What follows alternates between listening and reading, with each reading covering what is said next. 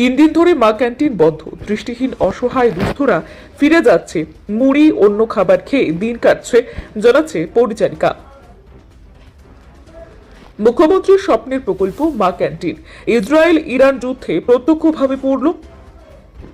গত 11ই মার্চ বুধবার থেকে আজ 13ই মার্চ মা ক্যান্টিন বন্ধ রয়েছে।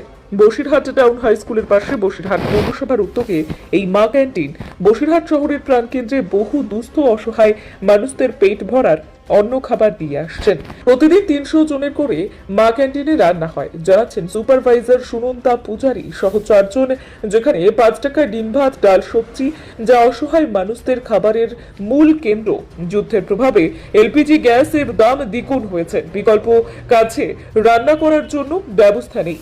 গ্যাসের সংকট দেখা দিয়েছে, বাধ্য হয়ে রান্না বন্ধ করে দিতে হয়েছে মা ক্যান্টিনে। প্রতিদিন যারা এই মা ক্যান্টিনে থেকে খাবার নিয়ে যেত তারা এসে ফিরে যাচ্ছেন। তারা বলছেন, আমাদের জীবন বাঁচিয়ে রেখেছিল ওই মা ক্যান্টিন। কোন রকম ভাবে মুড়ি অন্যান্য কিছু খেয়ে দিন গুজরান করতে হচ্ছে, আবার এখানে এসে ভাত পাবো বলে জানি না।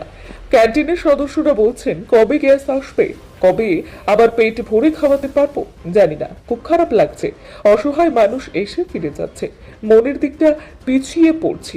যাদের দুহাত দিয়ে রান্না করে খাওয়াতাম, আজ তারা এসে ঘরের দুয়ারে মা ক্যান্টিন থেকে ফিরে যাচ্ছে। কি বলছে সে? এসে দুটো ভাত চাচ্ছে যে যাতে আমরা দুটো খেতে পাই, এর উপরেই তো আমাদের ভরসা।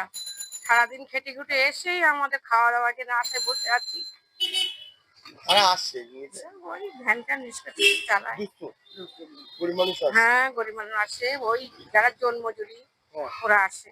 আর বিক্রি করতে তারাও তো আছে। হুম, হ্যাঁ হুম। বলুন সেটা বিক্রি ওই আসে, ওই যা সব বিক্রি টিক্রি করে আসে, তারাই এসে খেতে আসে। 5 টাকা 5 টাকা দিতে পারছেন না, খারাপ লাগছে না? খারাপ লাগছে তো, খুব খারাপ লাগছে হ্যাঁ। আমাদের। ওই যে দিদিভাই এসে গেছে। হ্যাঁ, খারাপ লাগে কেমন? কেমন লাগছে, নিজেদের খুব কষ্ট, আমরা দুটো খেতে পারছি তারা পাচ্ছে না। এই আপনার নাম? লিপিকা। খারাপ লাগছে, কেননা প্রত্যেকদিন 300 লোকের পরিষেবা দিতে পারলে তো আমাদের খুবই ভালো লাগে, একটা শান্তি আসে। আমরা খুব কষ্ট করে কাজকর্ম করে সবাইকে পরিষেবা দিই, সবাই খাবার খেয়েও খুবই আনন্দ পায়। কিন্তু হঠাৎ করে এই যুদ্ধকালীন পরিস্থিতিতে গ্যাসের সমস্যা থাকায় আমরা গ্যাসের জন্য বহু চেষ্টা করছি। অফিসও আমাদের খুব সাহায্য করে, অফিসও খুব চেষ্টা করছে, কিন্তু কোনোভাবেই কোনো ব্যবস্থা হচ্ছে না। এই যে সকাল থেকে আমরা আসছি, সকাল থেকে এসে 11টা অবধি বসে থাকছি, থেকে গ্যাস আসলে রান্না হবে, গ্যাস না আসলে রান্না হচ্ছে না। কত মানুষ ফিরে যাচ্ছে, যারা গরিব মানুষ অসহায়, এই ভ্যান ট্যান চালায় ভিক্ষা করে, তাদের জন্যই তো মাননীয় মুখ্যমন্ত্রী এটা করেছেন। এবার এই পরিষেবাটা আমরা ঠিক মতো দিতে পারছি না, এটাও খুব বাজে লাগছে।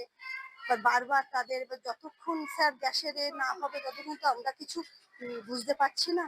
এবার আমরা রোজই আসছি কাজে, আমরা সকাল থেকেই ছিলাম। আমরা 300 লোকের খাবার হয় স্যার। আর বলছি কতজন আসেন এই মা ক্যান্টিনে আপনারা? 4 জন কাজ করি। খারাপ লাগছে না? খারাপ তো খুবই লাগছে স্যার, ভাত দিতে পারছে না? ভাত দিতে পারছি না। কবে হবে তাও ঠিক নেই। এখন কবে হবে ঠিক নেই। আমরা রোজই পৌরসভার অফিসকে যাচ্ছি, এই যে এই এই এতক্ষণ বসে থাকবো, থেকে আবার অফিসে যাব। অফিস যেভাবে আমাদের ইনস্ট্রাকশন দেবে সেভাবেই করব।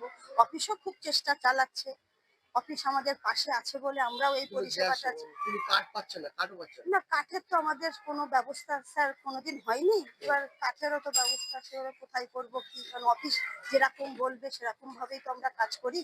আপনার নাম? সুনন্দা পূজারী।